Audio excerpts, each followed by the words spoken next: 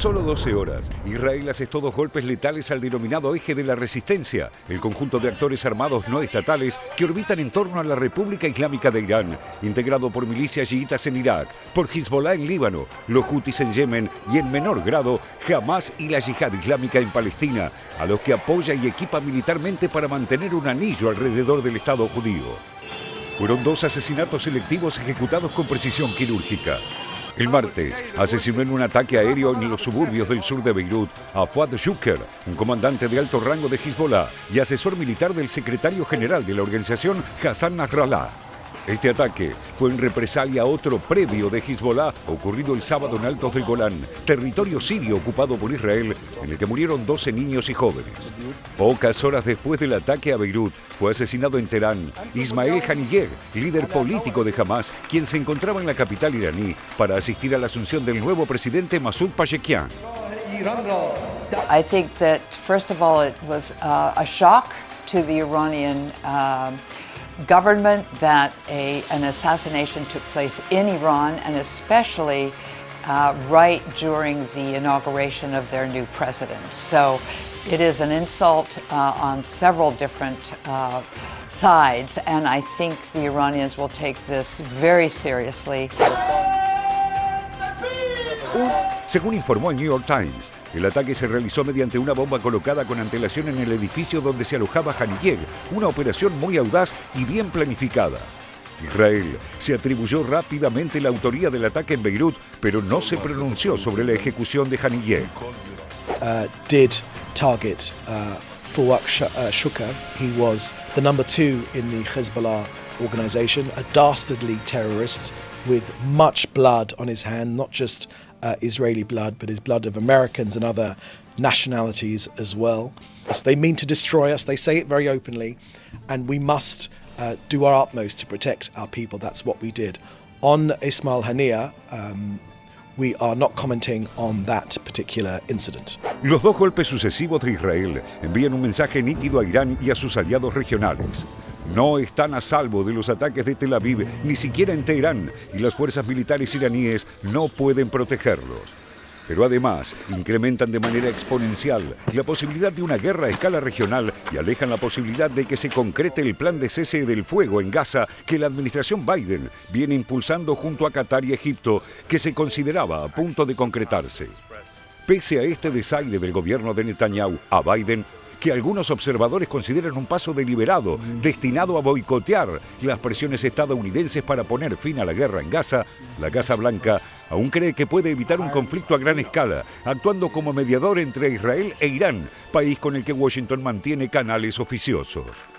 With regard to the Middle East, right now, the path that the region is on is toward more conflict, more violence, more suffering, more insecurity. And it is crucial that we break this cycle. And that starts with a ceasefire that we've been working on, and I believe is not only achievable, it has to be achieved.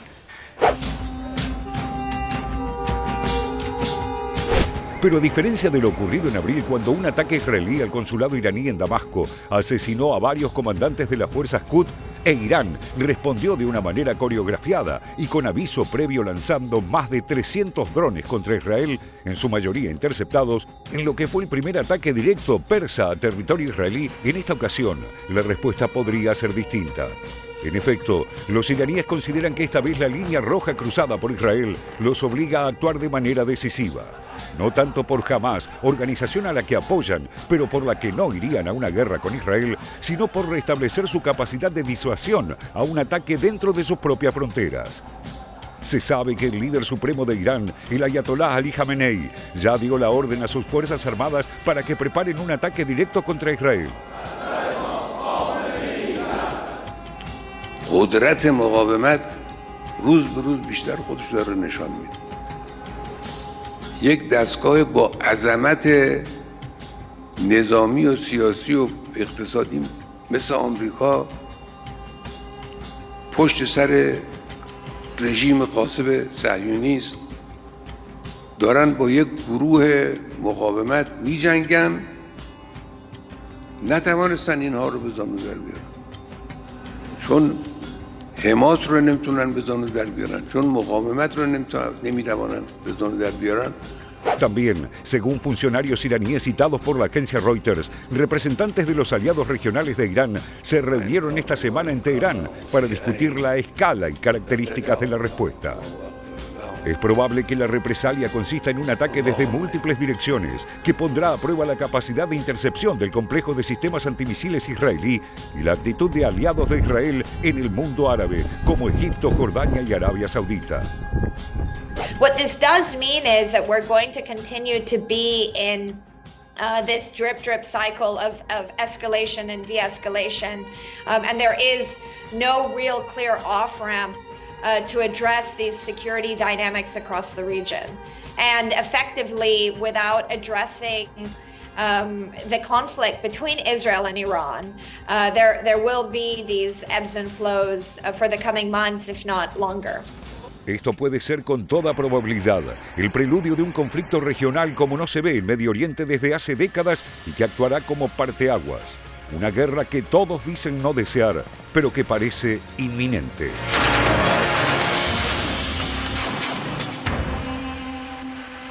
A ver, recién lo planteábamos en el informe de qué manera Israel, justamente a través de su tecnología, puede interceptar. Bueno, el sistema de defensa antiaérea de Israel. Se lo vamos a estar contando justamente en estas placas. Bueno, ¿cómo funciona? El sistema tiene varias capas de misiles antimisiles. La primera, cúpula de hierro, desarrollo israelí, función, intercepción de cohetes de corto alcance y proyectiles de artillería. El alcance de 20 a 70 kilómetros.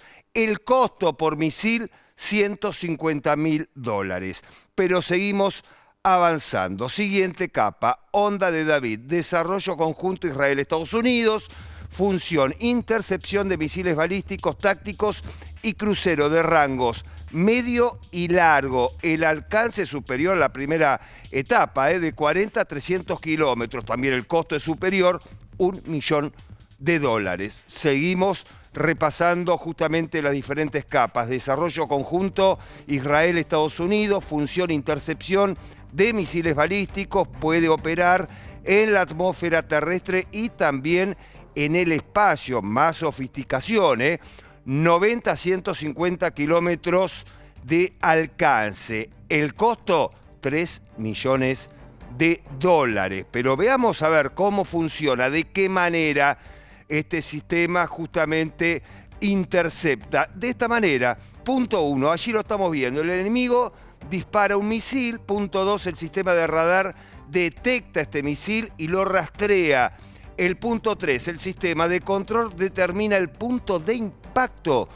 El lanzador luego dispara un misil para que, claro, para interceptarlo. El punto más importante, de esta manera justamente, el misil interceptor explota cerca del misil enemigo, destruyéndolo. Bueno, este es el sistema de defensa antiaérea justamente de Israel. Pero se lo habíamos adelantado, tenemos un invitado esta noche y ya mismo le contamos de quién se trata. Esta es la ficha de nuestro invitado, Kevin Ari Levin, sociólogo de la Universidad de Buenos Aires, magíster en los estudios de Medio Oriente, Sur de Asia y África en la Universidad de Columbia, docente de las cátedras de Política Internacional de la Universidad de 3 de Febrero y también de la Universidad Nacional de La Plata. Kevin, buenas noches. El placer de que estés esta noche con nosotros. ¿Qué tal? Buenas noches. Gracias por la invitación. No, por favor. Bueno, hace ya meses estuvo Kevin con nosotros, allá por el mes de marzo. Bueno, fueron pasando los meses y hoy estamos en una situación realmente, lo decíamos en el informe y lo planteamos también, dramática, ¿no? Y esta pregunta que nos hacíamos antes de presentar este informe especial, ¿se viene una guerra entre Israel justamente e Irán? Bueno, es temprano para saberlo, pero Está lo bien, que sabemos lógico. es que estamos mucho más cerca que antes. Bien. Esta última semana que pasó se cruzaron varias líneas rojas que se suponía que eran imposibles de cruzar hace algunos meses. Empezando por el ataque en la población civil de Mashal Shams, una población drusa en los Altos del Golán, territorio que Israel pasó a controlar a partir de la guerra del 67, el ataque en Beirut y lo más dramático, el ataque al jefe político de Hamas en el centro de Teherán, en una visita de Estado. Y ahora en muchos sentidos entramos a un terreno sin explorar, con la promesa de una respuesta sin precedentes, no solo de Irán, sino también de sus aliados dentro del denominado eje de la resistencia, que incluye a Hezbollah en Líbano, al gobierno sirio, fuerzas en Irak, los hutíes en Yemen, y un estado de alerta que realmente es incomparable con nada que hayamos visto en los últimos 4 años, seguro, y si no, también para atrás tal vez. Seguramente. Kevin, en ese sentido, preguntarte, bueno, decías, se pasaron varias líneas rojas estos días. ¿Qué alertas se están viendo? ¿Qué cosas llaman la atención por ahí de otras situaciones? Porque muchas veces se dice que Irán evitó, digamos, hacer un ataque muy grande, ¿no? De hecho, la última vez que viniste hablamos de eso, justamente, que dio una respuesta como para decir, respondo de alguna forma. ¿Qué hace pensar que en esta ocasión va a ser distinto? Más allá de lo que dijeron, porque en la otra oportunidad también habían dicho que se iban a vengar y demás, digamos, en una narrativa, si se quiere, bien bélica. ¿Qué estás analizando, qué estás viendo, por lo cual crees que esta situación realmente puede ser distinta? Bueno, lo que sabemos es que tanto Hezbollah como Irán, que estuvieron de alguna forma circulando en torno a si van a atacar o no a Israel desde que empezó esta guerra hace 301 días, el 7 de octubre, partían de la base de que un ataque directo hacia Irán, particularmente a un individuo de tan alto perfil, estaba fuera de la mesa. Eso se rompió. Está claro que Netanyahu, su gobierno, que se reunió después del ataque de Mashhad al-Shams, donde murieron 12 niños y adolescentes, decidieron reafirmar su poder de disuasión con un ataque que ni Hezbollah ni Irán tenían expectativa de recibir. Al punto tal de que incluso hay informes que decían que Estados Unidos, con su enviado especial para la región, informó que esa zona específica de Beirut estaba fuera de las posibilidades de un ataque israelí. Esto también pone a Estados Unidos en un lugar muy incómodo, con preguntas sobre cuánto sabían, cuánto no sabían con respecto a las acciones de un aliado que están armando y financiando desde que empezó la guerra. De hecho, dijeron que no sabían nada del ataque a Haniyeh, ¿no? Exactamente. Ataque que Israel oficialmente no se atribuyó. Vimos recién el vocero del gobierno israelí diciendo sobre este ataque no voy a comentar. Todavía un poco de narrativa cruzada sobre cómo exactamente ocurrió ese ataque, pero sabíamos hasta ahora que las respuestas iraníes a este tipo de enfrentamiento y hostilidades partían de la base de que un ataque directo no se venía. En abril había una noción mucho más clara de que la respuesta iraní iba a ser calculada, medida y que de alguna forma iba a apuntar a desescalar. Al punto tal de que Israel respondió a ese ataque, pero de una forma muy limitada, derribando un sistema de radares, y se sabía que eso era el final de este episodio.